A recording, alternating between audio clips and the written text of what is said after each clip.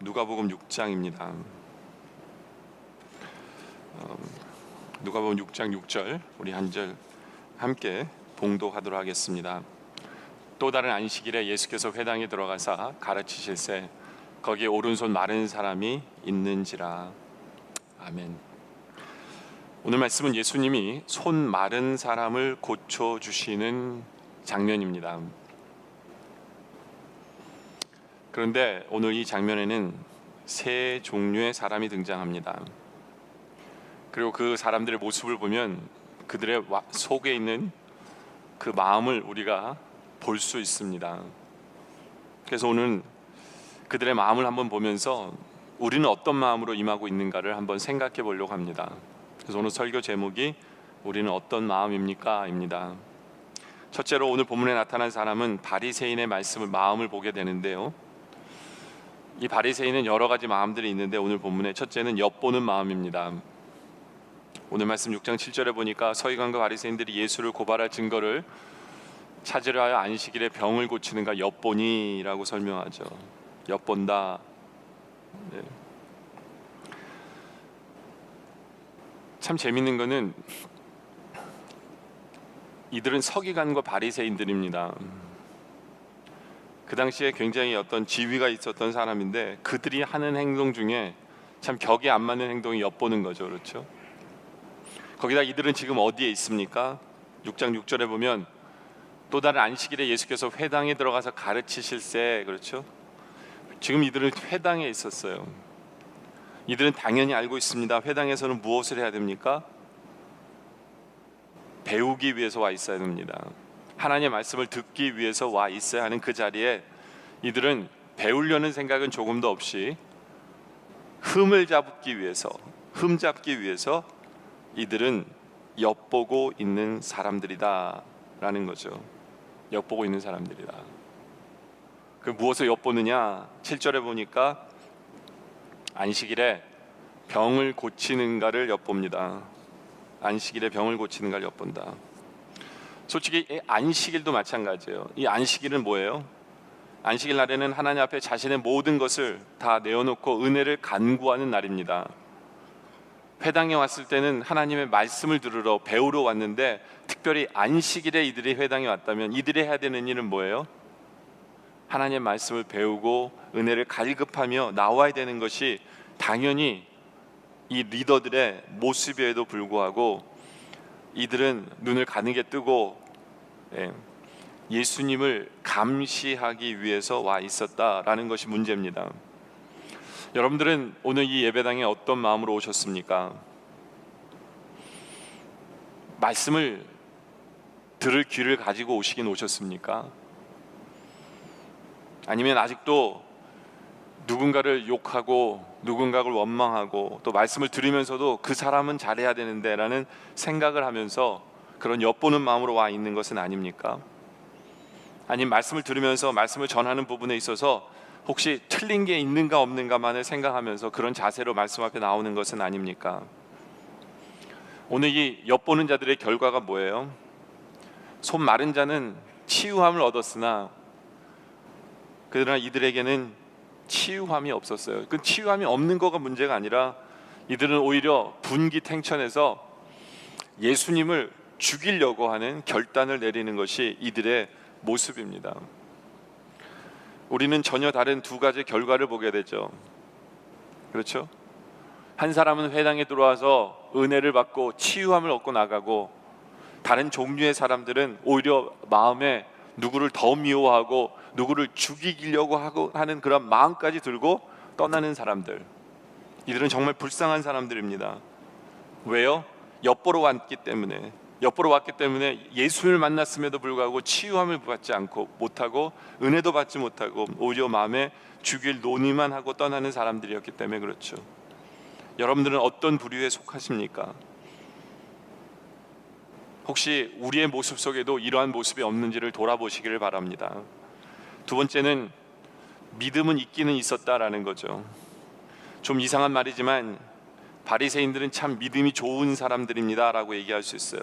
물론 여러분들 생각에는 믿음은 무슨 믿음 뭐 이렇게 생각할지 모르지만 믿음은 있었어요. 왜요? 오늘 말씀 6장 7절에 보니까 서기관들과 바리새인들이 예수를 고발할 증거를 찾으려 하여 안식일에 병을 고치는가를 엿보니, 다시 말해서 이들은 예수님이 분명히 뭘 할 수 있다고 믿었어요. 병을 고쳐주실 거라는 걸 믿었어요. 예. 그걸 믿고 예수님을 공경에 빠뜨리려고 지금 계획하고 있는 거거든요. 예수님이 병을 안 고쳐주시면 이들의 계획은 수포예요. 이들은 믿었기 때문에 이들은 보고 있는 거예요. 그렇죠? 가만 생각해 보면 우리 크리스천들은 바리새인들보다도 믿음이 더 없다는 생각을 합니다. 우리는 늘 믿습니다라고 고백하지만 실제 삶 속에는 믿지 않을 때가 많은 것 같아요. 우리는 이중적입니다. 기도할 때는 믿습니다라고 말하고 실제 생활에는 하나님을 의지하지 않고 우리 방식으로 우리 힘만을 의지하고 사는 모습을 보게 됩니다. 어느 시골 마을에서 가뭄이 져가지고 온 교회 교인들이 기도합니다. 하나님 비 오게 해주세요. 비 오게 해주세요. 그런데 집에 갈 때 보니까 유일하게 우산을 챙기고 가는 사람은 어린아이 한 명밖에 없더라는 거예요. 그렇죠. 믿음이 그만큼 없는 거죠. 네. 근데 그렇다면 우리는 믿음만 있으면 되는 게 그게 아니라는 걸 또한 이들이 바리새인들이 가르쳐 줍니다. 바리새인들은 분명히 예수님의 능력을 믿었어요. 그러나 이들에게는 절대적으로 없는 게 뭐였냐면 사랑이 없었어요. 예수님을 사랑하는 그 사랑이 없었고, 그리고 이웃을 사랑하는 사랑이 없었어요. 그래서 이들은 오히려 이웃의 병이 치료함을 받았을 때 오히려 화를 냅니다. 오히려 정죄합니다. 네. 우리도 마찬가지가 아닐까요? 믿음 없는 사람의 사랑이 없는 믿음 있는 사람들, 우리가 믿음 있는 사람들이라고 하는데 우리가 사랑이 없는 우리의 모습, 이것이 혹시 우리의 모습이 아닌지를 돌아봐야 합니다. 근데 이 결과가 더 무섭죠. 그렇죠? 바리새인들은 이웃만을 사랑하지 않은 게 아니에요. 결국에는 자기 자신들도 사랑하지 않은 게 됩니다. 왜요? 손 많은 사람은 예수님께 나와 그 능력을 체험하고 그리고 구원을 받은 사람이 되지만 이들은 예수님을 사랑하지 아니하고 이웃을 사랑하지 않는데 그 결과는 자기들에게 오히려 남을 미워하게 되고 남을 죽이고 싶어지게 되며 예수님의 치료를 목경한 것뿐만 아니라 자신들의 구원도 실패하는, 결국에는 자기 자신마저도 사랑할 수 없는 사람이 되는 것이 안타까운 부분이다라는 거죠. 여러분들, 우리는 믿음은 있습니다. 그러나 우리 안에 사랑이 있는지, 없다면 우리의 메마른 이 가슴에 넘쳐나는 사랑을 달라고 간구하는 여러분들이길 원합니다. 세 번째로는 사람을 수단으로만 생각하는 완악함을 보입니다. 바리새인들은 완악하다라고 얘기할 수 있는데 그 이유는 사람을 자기가 어떤 목적을 이루기 위해서 수단으로 씁니다. 오늘 이 손마른 이 사람을 어떻게든지 예수님을 올가매기 위한 수단으로 이 사람을 내놓는 거예요. 이 사람을 사용하는 거예요. 바리새인들은 인간은 쓸모 있는 사람과 쓸모 없는 사람으로 나눕니다. 이들은 죄인이나 병자들은 그냥 쓸모 없는 생각으로 사용하기를 원하고, 그래서 이런 사람들을 내세워요. 반인격적인 태도죠. 근데 현대 사회를 가만 보면 더 심한 것 같아요. 많은 사람들이 도시에 몰려오다 보니까 인간이 마치 물건 취급당합니다.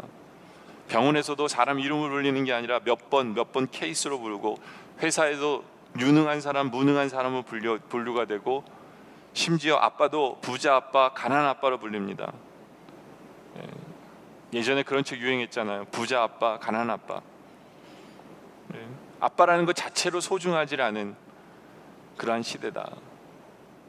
헨리 나우맨이라는 그 현대 영성가는, 이 사람은 원래 목회자고 또한 하버드 대학을 나온 교수예요. 하버드 대학의 교수입니다. 근데 이 사람이 하버드 대학을 다 때려치고 토론토에 있는 라리시 데이브레이크라는 공장의 그 공동체 속에, 장애인들을 위한 공동체 속에 들어갑니다. 그리고 이 사람은 거기에서 아담이라는 이 청년 한 사람을 전담 마크해서 도와줍니다. 지체장애자며 정신장애를 앓고 있는 청년을 도와줘요. 그러니까 옆에 있는 사람들이 그런 얘기를 해요. 당신 같은 사람이 어떻게 한 사람만을 도와주는 일을 할 수 있습니까? 너무 아깝지 않습니까? 라는 그런 얘기를 했을 때 이 사람이 그런 얘기를 합니다. 저는 아담을 만날 때마다 얼마나 많은 것을 배우는지 모릅니다. 그리고 무엇보다도 아담은 나의 친구요, 나의 선생님이요, 나의 영적 지도자요, 나의 목사입니다. 그러면서 그가 아담을 얼마나 사랑하고 있는지를 보여주는 그러한 모습을 보게 됩니다. 인간은요, 천하보다 귀한 것이 인간이에요. 천하보다 귀한 것이 인간이고, 인간은 절대적으로 수단으로 사용되어서는 안 되는 것입니다. 그러나 바리새인들은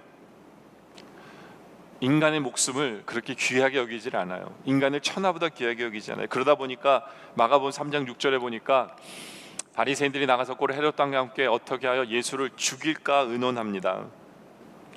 사람을 죽이는 것을, 사람을 이용해 먹다 보니까 사람을 죽이는 것도 별로 대수롭게 않게 여기는 사람이 돼버린 거예요. 율법이라는 그 법 앞에서. 근데 이게 말이 안 되는 게 뭐냐면, 자기들이 그렇게 중요하게 생각하는 그 안식일 날, 안식일을 지켜야 되는 날 사람을 죽이려고 공모하는 것, 이건 더 큰 죄거든요. 근데 이게 보여지지 않는 거예요. 사람들은요, 자기의 이념이나 교리, 그것을 보호하기 위해서 평소에 반대하던 사람과 손을 잡기도 해요. 여기 보면 바리새인들이 헤롯 왕과 함께, 이들은 원래 원수지간이었거든요. 근데 누구를 죽이기 위해서 이게 서로 손을 잡는 거예요. 여러분들, 신앙인들이 조심해야 되는 게 이거예요. 우리도 바리새인들처럼 완악해질 수 있다라는 거예요. 사랑 없이 법만을 따지다 보면 우리는 사람을 판단하고 사람을 죽일 수도 있다라는 걸 기억하셔야 돼요. 요즘에 뭐 IS다, 뭐 텔레반이다, 뭐 이런 얘기들, 그들이 왜 생깁니까? 그들은 사랑이 없어요. 그들은 자신들의 교리를 지키기 위해서 사람의 목숨을 너무나 가볍게 여기는 사람들이에요. 근데 크리스찬들도 그렇게 될 수 있다라는 거예요. 우리 종교 역사를 보면 그런 적이 많아요.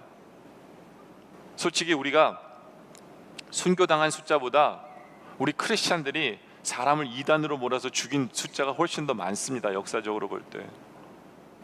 왜요? 우리 안에 사랑이 없는 거예요. 바리새인들의 모습이 언제든지 우리 앞에 드러날 수 있다는 것을 우리가 기억해야 돼요. 우리는 사람을 천하보다 귀하게 여기고 있는가를 돌아봐야 한다라는 거죠. 근데 두 번째로, 반대로 우리는 예수님의 마음을 보게 됩니다. 예수의 마음은 첫째로는 사랑의 시선으로 바라보시는 예수의 마음을 보게 되는데요, 바리새인과 크게 대조가 되죠. 그렇죠? 예수의 성품과 예수님의 인격은 그들과 대조가 됩니다. 왜요? 예수님은 성전에서 가르치실 때 예수님의 관심은 아픈 사람에게 쏠려 있었어요. 그들은 사람으로도 보지 않지만 예수님은 그 손마른 사람을 바라보면서 그를 치료해주고 싶었고 그의 영혼을 구원해주고 싶으셨어요. 그렇죠? 예수님께서는 그를 긍휼히 여겨주셨어요. 예수님 분명히 말씀을 전하면서 그런 생각하셨을 거예요. 저 사람은 어떻게 이 회당까지 나올 수 있었을까? 참 힘들었을 텐데, 사람으로 인정하지 않다 보니까 얼마나 무시를 당했을까? 얼마나 불편할까? 얼마나 힘이 없어 고생할까? 사람들에게 죄인 취급을 받으면 얼마나 미움을 받았을까? 마음 아파하셨어요. 그래서 주님께서는 옆에 사람들이 뭐라고 하든지 간에 예수님을 죽일 음모를 결국에는 이 사건 때문에 꾸밀 수 있다는 걸 아심에도 불구하고 예수님께서는 그 사람을 사랑하기 때문에, 그 사람을 불쌍히 여기고 긍휼히 여기시기 때문에 그 사람의 병을 고쳐주셨어요. 우리는 우리 예수를 바라보면서 우리는 너무 메마른 사람이 아닌가를 생각해 봐야 돼요. 예수님의 그 긍휼하심과 사랑을 그 홍수처럼 우리 주님께서 우리 안에도 부어주시기를 바라는 그 소원이 우리 안에 있어야 한다라는 거죠. 사랑이 넘치는 마음, 긍휼이 넘치는 마음이 우리의 모습이길 원합니다. 두 번째로, 우리 예수님께서는 바른 거룩을 이루시는 주님이라는 것을 보게 돼요. 여러분들, 이 거룩한 삶이라는 게 뭘까요? 어떻게 살면 거룩한 삶일까요? 오늘 이 바리새인들의 서기관들은 자기들 나름대로 거룩하게 살기 위하다 보니까 이렇게 된 거거든요. 안식일을 지켜야만 거룩하게 돼, 이게 이들의 생각이었어요. 근데 이게 오히려 거룩이 아니라 오히려 엄청난 죄를 짓게 만드는 게 되거든요. 도대체 거룩한 삶이 뭘까요? 제가 예전에 대학교 다닐 때 제 친구가 미국 그 아이들이랑 잠시 아파트 생활을 한 적이 있었어요. 그래서 이제 제가 그 친구 아파트에 갔는데, 이 미국 애들은 그렇잖아요. 이 여자애들 이렇게 수영복 입은 그 야한 사진을 이렇게 마루에다가 붙여놓은 거예요. 그러니까 제 친구가 되게 마음에 안 들어했어요. 그리고 일부러 자기가 크리스찬인 줄 아니까 미국 애들이 붙여놨다고 얘기하는 거예요. 근데 어느 날 이제 제가 그 친구랑 같이 있는데 그 캠퍼스 미니스트리에 전도사님이 오셨어요. 그 아파트에 오셨는데 참 그 웃기더라고요. 붙어 있는데 이 고개를 잘 못 돌리시는 거예요, 이 전도사님이. 네. 그러면서 그런 생각이 들더라고요. 도대체 거룩이라는 게 뭘까? 거룩이라는 게 뭘까? 거룩하기 위해서 그 친구들이랑 싸워야 됐을까? 그 포스터를 붙이느냐 마느냐 가지고 싸워서 그 포스터를 그 마루에서 떼어내는 게 거룩일까? 네. 그걸 흘끔흘끔 보는 그 전도사님을 바라보면서 그냥 떳떳하게 바라보는 게 거룩일까? 도대체 거룩이 뭘까? 뭐 이런 생각을 좀 하게 돼요. 여러분들, 이처럼 우리 인간들은요, 무엇이 옳으냐 그르냐 가지고 끝없이 갑론을박을 하죠. 끝없이 그냥 디베이트를 해요. 인간은 의롭지도 못하면서 무엇이 옳으냐는 문제를 놓고 끝없이 논쟁하고 싸우고 서로 잘났다고 해요. 이게 엄청나게 모순이거든요. 내가 옳게 사는 것도 아니면서 무엇이 옳으냐를 이야기합니다. 그리고 서로 싸우고 다투고 서로 포인트 칠하면서 네가 잘못했어 하면서 합의점 잡지 못하고 전쟁도 불사하고. 도대체 거룩이라는 게 뭘까요? 예수님께서 오늘 본문을 통해서 거룩이라는 게 뭔가를 확실하게 알려주시는데요, 누가복음 6장 9절에 보면 예수님께서 이런 말씀하세요. 예수께서 그들에게 이르시되 내가 너에게 묻노니 안식일에 선을 행하는 것과 악을 행하는 것, 그리고 생명을 구하는 것, 죽이는 것, 어느 것이 옳으냐라는 예수님 질문을 던지세요. 이것은 예수님께서 기독교 윤리에 있어서 무엇이 거룩이라는 아주 중요한 논리를 설명해 주는 거예요. 거룩이라는 게 뭐예요? 생명을 살리는 게 거룩이에요. 생명을 살리는 게 거룩이다. 반대로 인간들은 종교라는 어떤 위선이나 형식 앞에서 그냥 사람을 살리고 사람을 구원하는 데 목적이 아니라 그냥 자신들의 윤리와 자신들의 규칙, 그것만을 고집하면서 그것이 거룩이라고 생각하는데 그것은 거룩이 아니에요. 예수님께서 오늘 이 말씀을 통해서 우리에게 분명하게 거룩이라는 것을 설명하는데요, 거룩이라는 것은요, 우리가 어떤 법을 지켜나가는 게 거룩이 아니에요. 진정한 거룩이라는 건 뭐냐면요, 우리가 사람을 살리고 있느냐예요. 사람을 살리고 있느냐, 그것이 선이에요. 사람을 살리고 있느냐, 사람을 구원케 하고 있느냐. 우리는 마치 우리가 지금 예배당에 나와서 예배를 드리는 이 순종하기 때문에 우리는 거룩을 다 이룬 것처럼 착각하는데, 이것은 그 거룩을 이루는 과정뿐이에요. 이것을 통해서 우리가 힘을 얻고 이제는 세상에 나가서 사람을 살리는 도구가 되는 그것이 바로 거룩이다라는 거예요. 그렇기 때문에 거룩함이라는 건요, 소극적이 아니라 적극적인 거예요. 적극적인 거예요. 예수님은 적극적이었어요. 왜요? 사람들이 뭐라고 하든지 간에 예수님은 이 사람을 살리기 위해서 그들과 맞서 싸운 거예요. 왜요? 살리는 게 적극적인 것이 거룩이기 때문에. 그때 우리가 모든 규칙을 다 지키면서 살지라도 우리가 세상에 나가서 사람을 살리는 일을 하지 않는다면, 우리가 우리 교회 안에서 사람을 살리는 일을 하지 않는다면 우리는 거룩이라는 단어를 쓸 수 없다라는 것을 기억하시기 바라요. 그렇다면 우리가 이것을 한번 생각해 볼 필요가 있어요. 그러면 오케이, 그럼 우리가 예수를 믿지 않아도 세상에서 누구를 살리고 누구를 구제하고 누구를 도와주고, 그럼 그게 거룩입니까? 그렇진 않아요. 왜냐하면 뭐 예를 들면 뭐 빌 게이츠나 이런 유명한 사람들이 그들은 엄청난 재산을 쏟아서 사람을 살리고 사람을 구제하고 살거든요. 근데 이게 남을 위해서 한다고 하지만 결국에는 그들은 남 밑에 있는 그 미움이 빠지고 누구를 위해서 하게 되는 거냐면 나를 위해서 하게 되는 거예요. 그게 인간이기 때문에 이게 완전한 거룩이 될 수는 없어요. 수많은 사람들이 역사를 보면 세상을 바꾸겠다라고 나왔어요. 세상을 살리겠다고 나왔어요.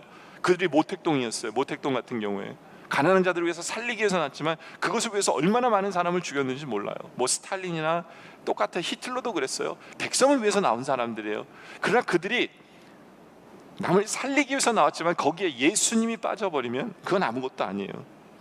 오히려 더 무서운 거죠. 내가 세상을 위해서 나왔다는 게 그게 더 무서운 말이 될 수도 있다라는 거예요. 그렇기 때문에 예수님 없이는 안 돼요. 이 죄라는 게 뭔지 아세요? 헬라어로 하마티아라는 단어인데 관역에서 벗어나는 게 죄악이에요. 관역에 못 미치는 게 죄악이에요. 그러니까 우리가 사람을 살리기 위해서 나올 때 만약에 못 미치면 오히려 더 죄를 질 수도 있어요. 그렇기 때문에 우리는 예수님 없이는 아무것도 안 돼요. 그래서 예수님이 나를 떠나서 너희가 아무것도 할 수 없다라고 말씀하신 거잖아요. 선을 행하기 위해서는 결국에는 우리는 예수님 때문에, 그리고 예수님의 의로, 예수님의 힘으로 우리가 다른 사람을 살리는, 적극적으로 나서는 것, 그것이 거룩이다 라는 것을 오늘 예수의 마음을 통해서 우리가 알 수 있는 거죠. 또 예수님의 마음은 우리가 좀 당당하기를 원하세요. 그래서 세 번째로 당당하게 세워주시는 주님이에요. 예수님 오늘 참 이상한 행동을 하나 하시는데, 오늘 본문 6장 8절에 보니까 예수께서 그들의 생각을 아시고 손 마른 사람에게 이르시되 일어나 한가운데 서라 하시니 그가 일어섭니다. 그 당시에 이렇게 병자들은요, 자기들의 죄 때문에 이렇게 이런 줄 알고 인정도 못 받고 회당에 들어와서도 손을 가리고 쭈그리고 있었을 거예요. 한 구석에서 아무도 안 보는 것처럼 쭈그리고 창피하고 떳떳하지 못하고 당당하지 못하고, 네? 그렇게 있었을 거예요. 근데 예수님께서 그를 어떻게 하냐면 그를 한가운데 불러서 일어나라 그러세요. 모든 사람이 지켜보도록 하세요. 그리고 모든 사람 앞에서 그를 치료해 주면서 그가 당당하게 서도록 주님께서 보여주시는 거예요. 역사학자 이만희 교수님이 쓴 책에 보면 역사의 중심은 나다라는 책이 있는데요, 역사의 중심은 나다. 물론 우리는 하나님 때문에 역사의 중심은 나다라는 그 개념은 있어야 돼요. 그러나 우리가 하나님께서 우리를 이 땅에 보내실 때 우리도 역사의 주인공으로 세우신 게 있어요. 우리를 사용하길 원하시고, 그렇기 때문에 우리는 하나님께 쓰임받는 사람이기 때문에 우리는 떳떳해야 돼요.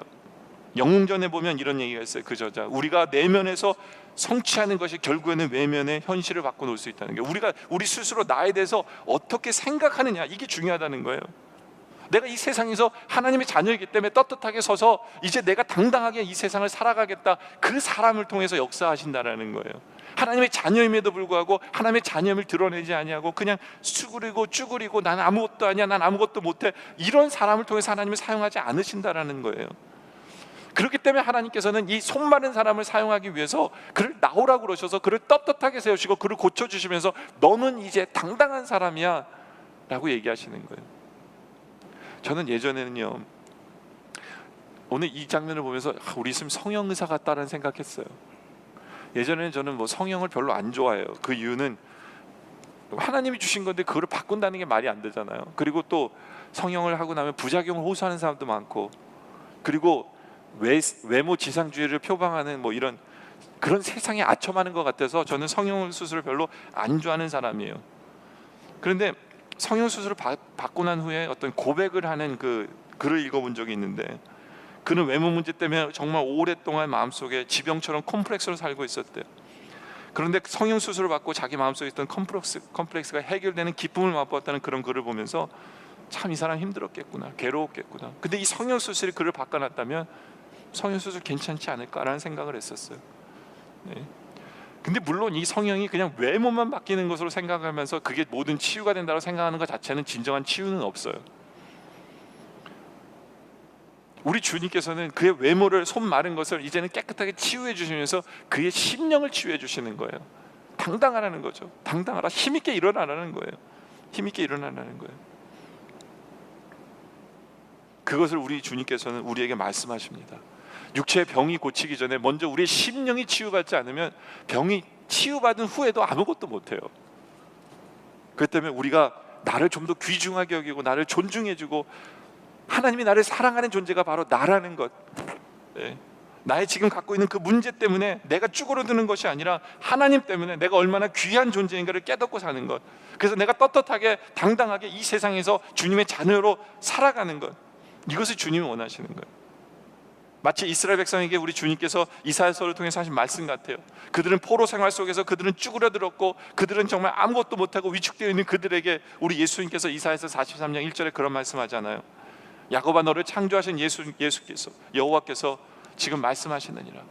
이스라엘, 너를 지으시니가 말씀하시느니라. 너는 두려워하지 말아라. 내가 너를 구속하였고 내가 너를 지명하여 불렀나니 너는 내 것이다. 우리 하나님께서 여러분들에게 선포하시는 거예요. 너는 내 것이다. 내가 너를 만들었다. 두려워하지 마. 내가 너를 구원했다. 이것이 여러분에게 하나님께서 들려주시는 말씀이에요. 또 이사야서 그 다음 4절에 보면 내가 내 눈에 보배롭고 존귀하며 내가 너를 사랑하였은즉 내가 내 대신 사람들을 내어주며 백성들의 내 생명을 대신하리니. 생명을 대신할 만큼 우리는 엄청나게 귀한 존재예요. 그러므로 내 이름으로 불려지는 모든 자 곧 내가 내 영광을 창조한 자를 오게 하라. 그를 내가 지었고 그를 내가 만들었느니라. 하나님의 영광을 위해서 지음을 받은 우리들. 우리는 하나님의 백성이고 하나님께서 친히 만드시고 하나님 역사 속에 살아가고 있는 것이 바로 우리들이다라는 그런 확신을 가지시기 바랍니다. 그런 마음으로 우리가 세 번째 이제 손 마른 자의 마음을 보게 됩니다.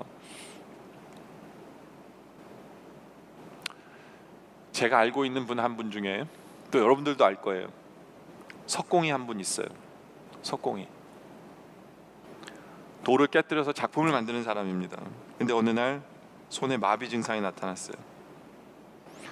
이 석공에게는 특히 오른손이라고 그랬는데 오늘 본문에 보면 이건 생명 같은 손이에요. 왜요? 힘을 줘서 그 해머로 치는 손이에요. 이 손이 말을 안 들면 아무것도 못해요. 근데 마비가 왔어요. 아무것도 할 수 없었어요. 그래서 직장을 그만두게 되었어요. 하루아침에 실직자가 되고 생활은 점점 어려워집니다. 이거 외에는 다른 거 생각해 본 적도 없어요. 이게 천직이에요. 월급이 많고 적음을 떠나서 장인 정신을 열심히 했어요. 그러다 보니까 뭐 은행에 잔고도 없어요. 직장을 잃는 순간 당장 끼니를 걱정합니다. 근데 다른 일을 할 수도 없어요. 뭐 배운 것도 없어요. 거기다 오른손을 못 써요. 이 사람이 누굴까요? 제가 아까 여러분들 잘 안다 그랬죠. 오늘 본문에 나온 이 사람이에요. 누가복음 6장 6장에 나온 오른손 많은 사람이 있는지라. 오늘 본문에 있는 6장 6절에 나온 오른손 많은 사람이에요. 근데 성경에 나오지 않지만 전승에 보면 이 사람은 석공이었다라고 얘기합니다. 석공이었어요. 뭐 요즘처럼 연금이 있는 것도 아니고 퇴직금이 있는 것도 아니고 정말 아무것도 없어요. 이제 아무것도 할 게 없어요. 먹는 것이 당장 급합니다. 솔직히 바리새인들은 예수님이 그래요. 안식일에 누가 죽으려고 뛰어내리면 잡아줘야 된다는 거. 그건 안식일을 범하는 게 아니지만 그렇지 않으면 고쳐주면 안 된다 라고 하면서 죽을 때만 할 수 있다는 얘기를 안식일을 지키는 거라고 얘기하는데요. 솔직히 이 사람은 지금 당장 죽을 것 같은 사람이에요. 바리새인들은 알 턱이 없죠. 왜요? 배고파 보지 않았기 때문에. 그들은 이해하는 척 했지만 경험해 온 적이 없기 때문에 이 사람의 고통을 이는 몰라요. 근데 우리 예수님은 아세요. 지금 이를 고쳐주지만 않으면 안 되는 거예요. 그래서 우리 주님께서 그의 손을 고쳐주신 거예요. 어떻게 해요? 누가복음 6장 10절에 보면 내 손을 내밀라 하고 고쳐주셨어요. 그러니까 예수님께서는 이 손을 고쳐주면서 이 사람에게 직장을 주신 거예요. 할 일을 주신 거예요.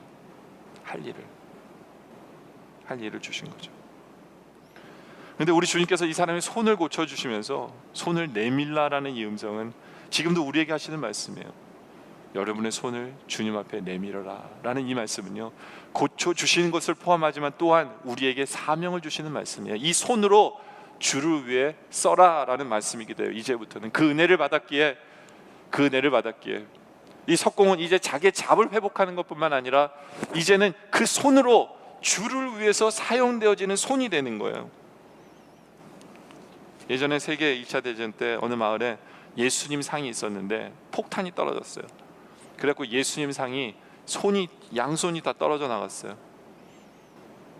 그래서 그 마을 사람들이 그 디베이트를 하다가 저 상을 없애버릴까. 왜냐면 은혜가 안 되잖아요. 예수님 손이 없어요. 전쟁터에 손을 잃어버렸으니까 은혜가 안 돼요. 그때 어떤 사람이 그 밑에다가 이렇게 써놨어요. 너희들이 나의 손이 되어달라 라는 말을 써놨어요. 맞아요. 이제 우리가 해야 되는 일이 바로 주님의 손의 역할이에요. 우리의 손을 고쳐주셨다는 얘기는 뭐냐면 이제 주를 위해서 그 손으로 주님 앞에 나와서 주를 섬기라는 거예요. 그렇다면 이 손이라는 건 뭘까요? 첫째는 기도하는 손이 돼야 된다는 얘기예요. 디모데전서 2장 8절에 보면 그러므로 각처에서 남자들이 분노와 다툼이 없이 거룩한 손을 들어 기도하기를 힘쓰라고 얘기해요. 이 손은 기도의 손이에요. 모세가 손을 들어 기도할 때 아말렉과의 전쟁에서 늘 이겼던 것처럼 우리는 기도의 손을 내려놓지 마시게 합니다. 기도로 자녀를 기도하고, 자녀를 위해 기도하고, 가정을 위해 기도하고, 교회를 위해, 민족을 위해 기도하는 기도의 손이 되길 원해요. 그리고 이 손은 무엇이냐면 충성과 헌신의 봉사의 손이어야 돼요. 우리 지난주에도 여러분들에게 봉사 자원하시면서 사인하라고 그랬는데요, 이 손은 봉사의 손을 의미하는 거예요. 그리고 세 번째로 이 손은 사랑을 베푸는 손을 의미합니다. 우리는 이제는 그 주님의 사랑의 마음을 받아서, 그리고 사랑을 받았기에 이제는 그 사랑으로 베푸는 삶, 사람을 살리는 삶을 살아야 되는 것, 이것이 우리 손에 할 일이다라는 거죠. 여러분의 손은 움직이고 있습니까? 여러분의 손이 문제입니까? 손이 메말라 있습니까? 네. 우리는 이제 하나님께서 우리에게 허락하신 이 건강한 손으로 기도하는 손, 사랑하는 손, 봉사하는 손, 그러한 손이 되기를 원합니다. 이제 말씀의 결론을 내리죠. 어제 우리 토요일 날 새벽 기도 때 한 순에서 나오셔서 날마다 숨 쉬는 순간마다 내 앞에 어려운 일 보내, 그 찬송을 부르시는데 조금 웃겼어요. 피아노 소리랑 안 맞아요. 계속 틀리시는 거예요. 근데 웃겼는데 그 찬송이 정말 은혜가 됐어요. 아마 이게 손 마른 자의 심령이었을 거예요. 날마다 사는 순간순간 그 앞에는 어려움밖에 없었어요. 어려움밖에 없었어요. 그러나 그런 글을 우리 주님께서는 가만 내버려 두지 않으셨어요. 사랑으로 보셨어요. 바리새인들은 그를 인간 취급하지 않았어요. 바리새인들은 오히려 그를 도구화했어요.